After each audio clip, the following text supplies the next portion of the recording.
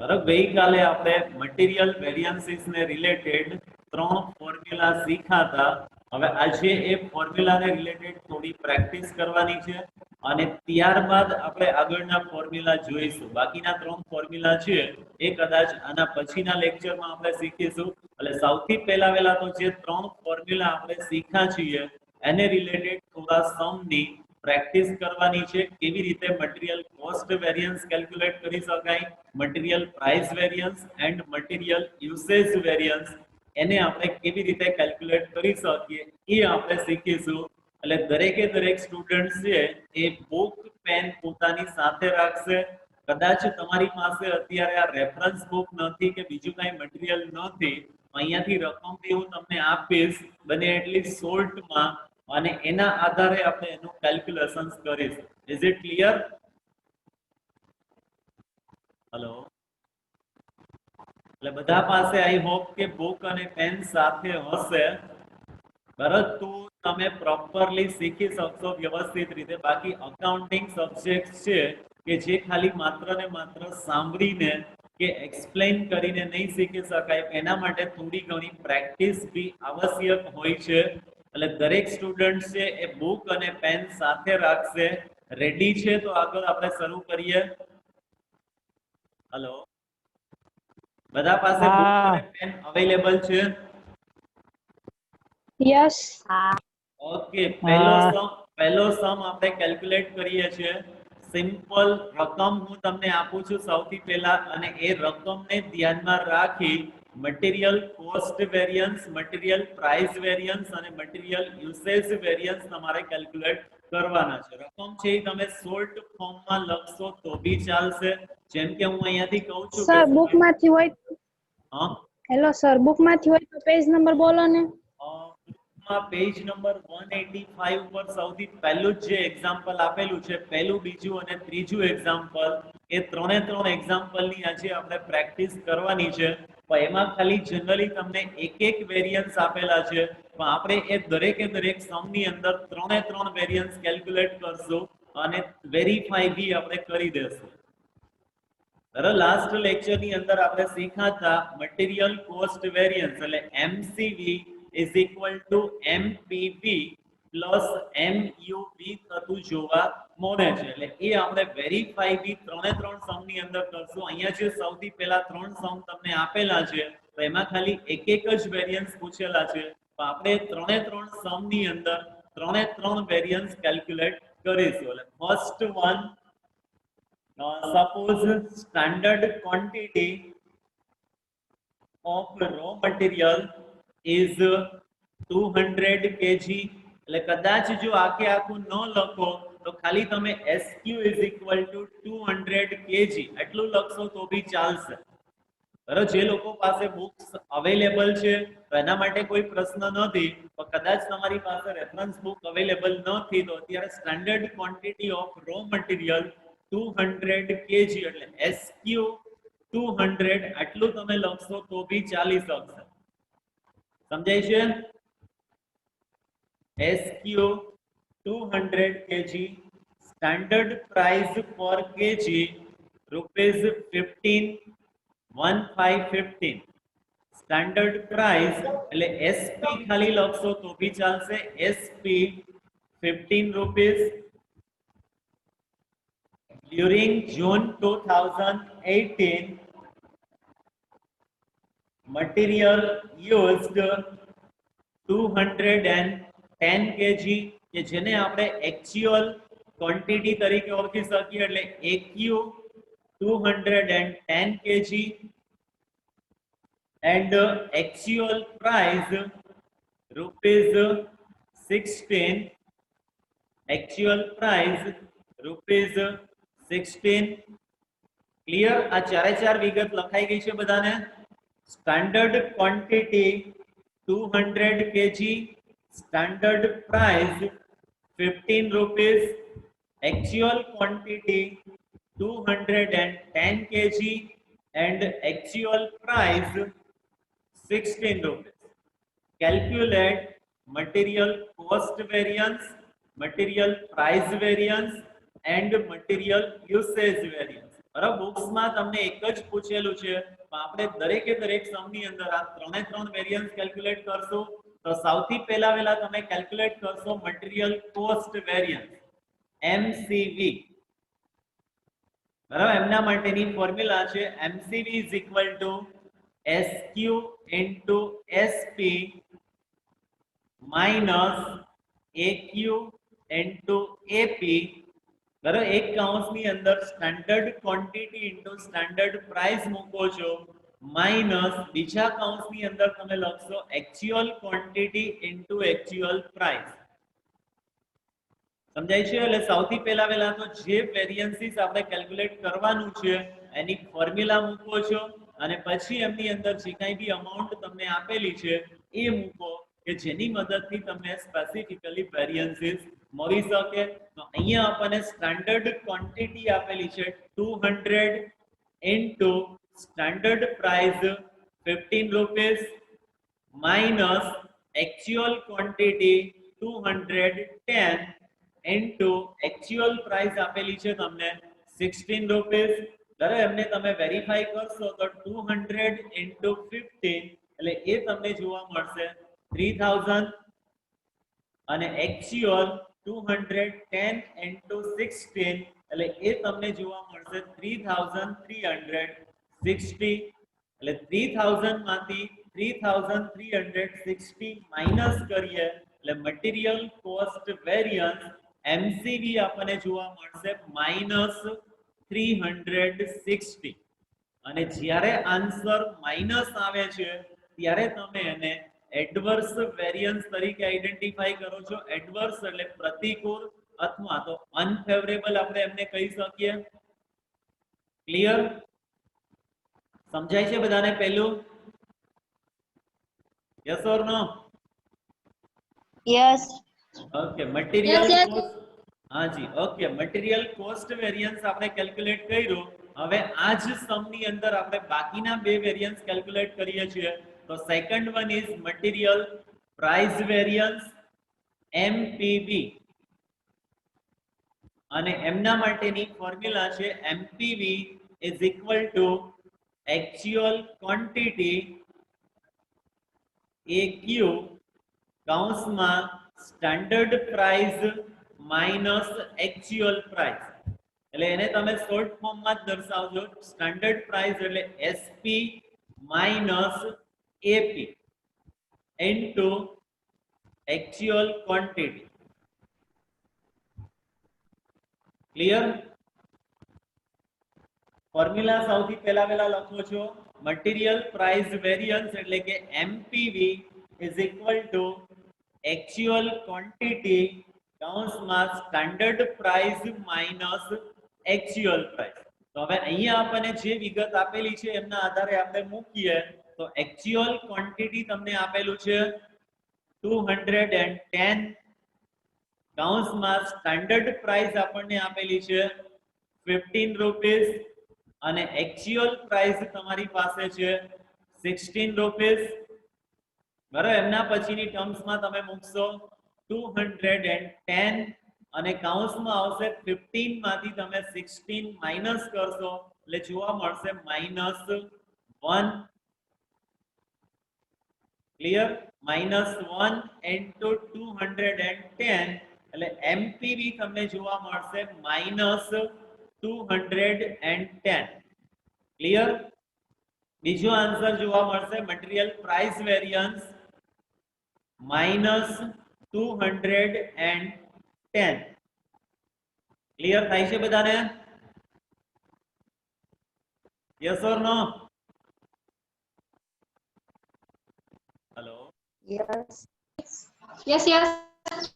Okay ત્યાર પછી ત્રીજું વેરિયન્સ આપણે કેલ્ક્યુલેટ કરીએ છીએ મટીરીયલ યુસેજ વેરિયન્સ એટલે કે MUV material usage variance MUV તો એમના માટેની ફોર્મ્યુલા છે MUV equal standard price SP standard price એટલે SP કૌંસમાં દર્શાવો છો standard quantity minus actual quantity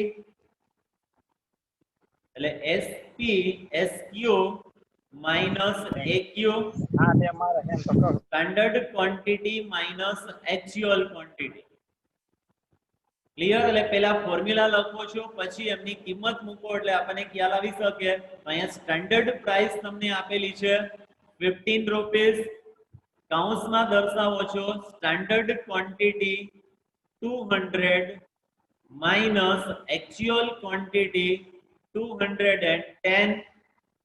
200 માંથી 210 માઇનસ કરો એટલે જોવા મળશે -10 અને એમને 15 સાથે તમે મલ્ટીપ્લાય કરશો એટલે આન્સર તમને જોવા મળશે material usage variance -150. Material usage variance -150. Clear? આ ત્રણે ત્રણ છે. હવે એને આપણે છેલ્લી લાઈનની અંદર વેરીફાઈ કરીએ છીએ.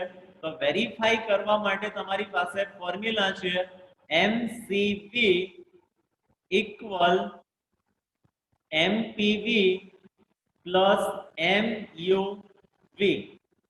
MCV equal MPV plus MUV. હવે એની ત્રણે ત્રણની વેલ્યુ તમે મૂકો એટલે તમને ખ્યાલ આવી શકે. તો સૌથી પહેલું વેરિયન્સ આપણે કેલ્ક્યુલેટ કરેલું છે MCV.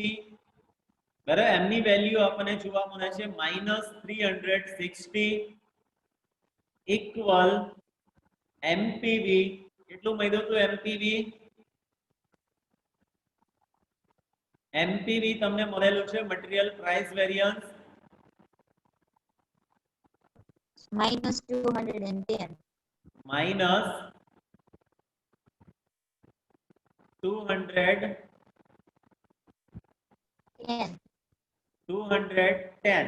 બરાબર, મટીરીયલ પ્રાઇસ વેરિયન્સ -210 અને એમાં પ્લસ કરો છો માઇનસ મટીરીયલ યુસેજ વેરિયન્સ મળે છે -150. બરાબર, -150 અને એમાં આપણે પ્લસ કરીએ છીએ -210. એટલે બેયનું તમે એડિશન કરશો એટલે ત્યારે તમને જોવા મળશે -360. એટલે material cost variance equal material price variance plus material usage variance થતું જોવા મળશે. ક્લિયર? એટલે આ રીતે આપણે એને વેરીફાઈ કરી શકીએ અને તાળો બી મેળવી શકીએ. ક્લિયર છે બધાને પહેલું એક્ઝામ્પલ? યસ. ઓકે, ત્યાર પછી સેકન્ડ એક્ઝામ્પલ આપણે જોઈએ છીએ. તો આની અંદર તમને આપેલું છે standard quantity 9000 kg,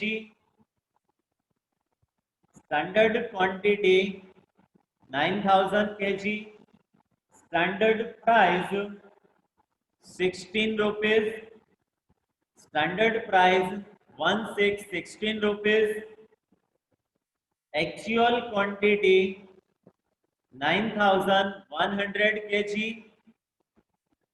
and actual price 16.20, actual price 16.20. Calculate material cost variance, material price variance and material usage variance. બરાબર, આમાં બી આપણે આ ત્રણે ત્રણ વેરિયન્સ કેલ્ક્યુલેટ કરીએ છીએ. એટલે જો આપણી પાસે આ ચારે ચાર વિગતો હોય તો એને ધ્યાનમાં રાખી અને ત્રણે ત્રણ વેરિયન્સ તમે કેલ્ક્યુલેટ કરી શકો. એટલે material cost variance, material price variance અને મટીરીયલ યુસેજ વેરિયન્સ, આ ત્રણે ત્રણ વેરિયન્સીસ તમારે કેલ્ક્યુલેટ કરવાના થશે. તો ફરીથી પાછા ફોર્મ્યુલા મૂકીએ one by one. Material cost variance MCV equal formula છે SQ into SP minus AQ into AP. તો સ્ટાન્ડર્ડ ક્વોન્ટિટી તમને આપેલી છે 9000 into standard price 16 rupees minus actual quantity 9100 into 16.20. 20 जरा सिम्प्लिफाई करो એટલે થશે 9000 into 16 કેટલા આવે છે 9000 into 16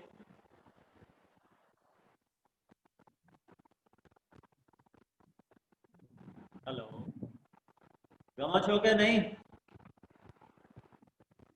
9000 into 144,000 અને એમાંથી માઈનસ કરશો 9100 into 16.20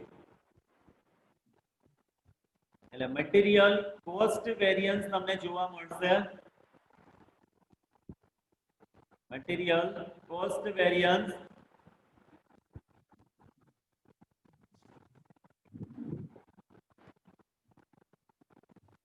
કેટલું આવે છે મટીરીયલ કોસ્ટ વેરિયન્સ 1,47,420. 1,47,420 પ્લસ આવે છે કે માઈનસ આવે છે Plus. પ્લસ આવે છે માઈનસ આવતું હશે કેમ કે એક્ચ્યુઅલ પ્રાઇસ અને એક્ચ્યુઅલ ક્વોન્ટિટી એ બંને વધારે છે એટલે સ્ટાન્ડર્ડ કોસ્ટ માંથી એક્ચ્યુઅલ કોસ્ટ આપણે માઈનસ કરીએ છીએ એટલે આન્સર છે એ તમને માઈનસ માં જોવા મળતો હશે ફરીથી પાછું એક વખત વેરીફાઈ કરો 9000 into 16 minus 9100 into 16.20 કેટલા આવે છે માઈનસ -3,420 હા -3,420 3420 બરાબર અને માઈનસ આવે છે એટલે ત્યાં પાછળ તમારે લખવાનું છે એ અથવા તો એફ બરાબર એ એટલે એડવર્સ વેરિયન્સ છે અને એફ એટલે ફેવરેબલ વેરિયન્સ બરાબર એટલે સાથે સાથે એ બી તમે સ્પેસિફાઈ કરો છો માઈનસ આવે છે તો ત્યાં પાછળ તમે એ દર્શાવો છો એડવર્સ માટે અને જો આન્સર પ્લસ આવે છે તો ત્યાં તમે ફેવરેબલ માટે એફ લખો ક્લિયર ત્યાર પછી બીજું વેરિયન્સ કેલ્ક્યુલેટ કરીએ છીએ આપણે મટીરીયલ પ્રાઇસ વેરિયન્સ તો પ્રાઇસ વેરિયન્સ માટેની ફોર્મ્યુલા છે AQ કૌંસમાં SP માઈનસ AP AQ કૌંસમાં SP માઈનસ AP તો એક્ચ્યુઅલ ક્વોન્ટિટી અહીંયા આપણને આપેલું છે 9100 કૌંસમાં દર્શાવશો સ્ટાન્ડર્ડ પ્રાઇસ 16 માઈનસ 16.20 બરાબર એટલે થશે 9100 કૌંસમાં માઈનસ 0.20 એટલે એ આપણને જોવા મળશે માઈનસ 1820 માઈનસ 1820 એટલે એને બી આપણે એડવર્સ વેરિયન્સ તરીકે ઓળખી શકશું અને થર્ડ વન કેલ્ક્યુલેટ કરો છો મટીરીયલ યુસેજ વેરિયન્સ તો યુસેજ વેરિયન્સ માટેની ફોર્મ્યુલા છે SP કૌંસમાં SQ માઈનસ AQ તો સ્ટાન્ડર્ડ પ્રાઇસ 16 કૌંસમાં દર્શાવો છો 9000 માઈનસ 9100 એટલે એ થશે માઈનસ 100 અને માઈનસ 100 into 16 એટલે એ તમને જોવા મળશે માઈનસ 1600 એડવર્સ ક્લિયર માઈનસ 1600 અને એ બી આપણને એડવર્સ વેરિયન્સ જોવા મળશે હવે એમને આપણે વેરીફાઈ કરીએ તો MCV is equal to MPV plus MUV એટલે પ્રાઇસ વેરિયન્સ અને યુસેજ વેરિયન્સ એ બંનેનો તમે ટોટલ કરો તો એમના બરાબર મટીરિયલ કોસ્ટ વેરિયન્સ આપણને જોવા મળી શકશે. ક્લિયર? સમજાય છે? Yes. ઓકે, ત્યાર પછીનો થર્ડ એક્ઝામ્પલ આપેલું છે. આની અંદર દર્શાવો છો સ્ટાન્ડર્ડ ક્વોન્ટિટી. બરાબર, ઉપર પહેલા વેલા લખી નાખવાનું SQ 15,000 kg, actual quantity, consumed quantity એટલે actual quantity 16,000 kg, standard price 15 rupees and actual price 15.50. Calculate MCV, MPV and MUV. Okay, આ સમ છે એ બધા જાતે કેલ્ક્યુલેટ કરો છો. 5 મિનિટ પછી આન્સર આપો છો અથવા તો ચેટની અંદર તમારો આન્સર દર્શાવી દેશો. બરાબર, દરેકે દરેક વ્યક્તિઓ આ સમની જાતે પ્રેક્ટિસ કરશે અને એમનો જે કંઈ બી આન્સર આવે છે એ આન્સર તમે 5 મિનિટની અંદર લગભગ 3 ફોર્મ્યુલા થઈ જશે. સાથે સાથે 3 ને તમે વેરીફાઈ બી કરશો. જેને સૌથી પહેલા 3 આન્સર આવી જશે, વેરીફાઈ કરીને પછી આન્સર આપશે. એક એક નો આન્સર નહીં આપતા.